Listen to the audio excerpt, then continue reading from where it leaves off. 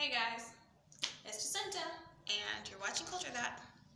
So, really disturbing on so many levels. Yesterday, our news actually covered an incident that took place down in Boca Raton, where a woman gave birth to a baby. I believe it was a little girl. She wrapped her up in a plastic bag and threw her in a dumpster. And now, she's being prosecuted for attempted murder. Really? Okay, so let's go back a couple of months. Back in January, it wasn't just a pregnant lady, okay? It was a lot more than that. It was 38,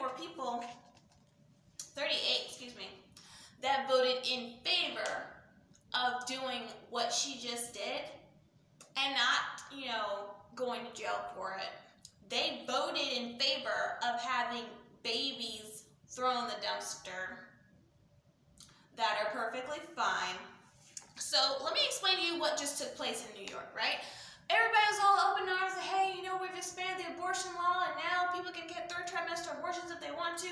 Oh, it'll be safe, legal, and rare, but we gotta make sure they can get what they can get when they need it, because they gotta if they have to.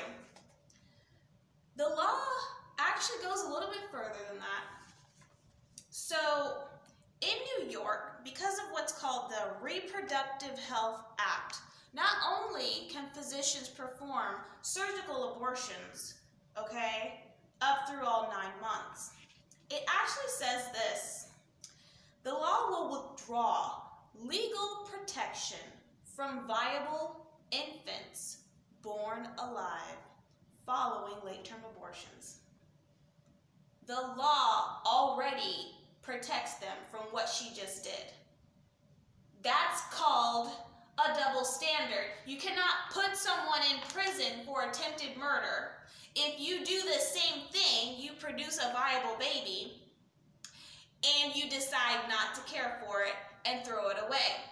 That's the same thing. I can cut this video right here. There's nothing different about that. And 38 people voted for it, okay? Not only did they vote for it, but they're probably getting paid to do what she's going to have to spend her life in jail paying for herself, with her body in prison. None of these people are going to go to prison, but they're going to get money from Planned Parenthood, who performs these abortions, and the other abortion providers that also perform these abortions. Okay, I really want people to sit and think about this. Physicians who produce viable babies after a third trimester abortion, viable children. Sometimes the saline solution doesn't work, okay? The baby will be burned head to toe, but they survive, okay? There are speakers right now who have gone through exactly that, and they want people not to do that to future potential speakers. People that have actually survived botched abortions. One of them lost an arm. One of them was burned head to toe. You couldn't tell now because she had her whole life to heal from it. But she was a born viable baby that survived an abortion. Okay? What is the difference from a baby that's a survivor from a baby that was not attempted to be killed from an abortion? If this lady went to New York and aborted her daughter, she would have been better off than having the baby in Florida and throwing it in the dumpster. If that's not screwed up, I don't know what is. We are in a pathetic situation if we think that putting someone in prison for throwing their kid away is bad, and 38 people in New York who are in favor of doing the same thing is good. If we think that kind of situation in the United States, as far as policy is concerned, is okay, that we're going to go ahead and let the law of the land be, that nothing makes any sense, then we have a real problem on our hands. And I don't think it's going to stop here, okay? Consistency is where reality is. If you decide that one thing is okay when it's daylight and it's not okay at nighttime, that's going to make things incredibly confusing.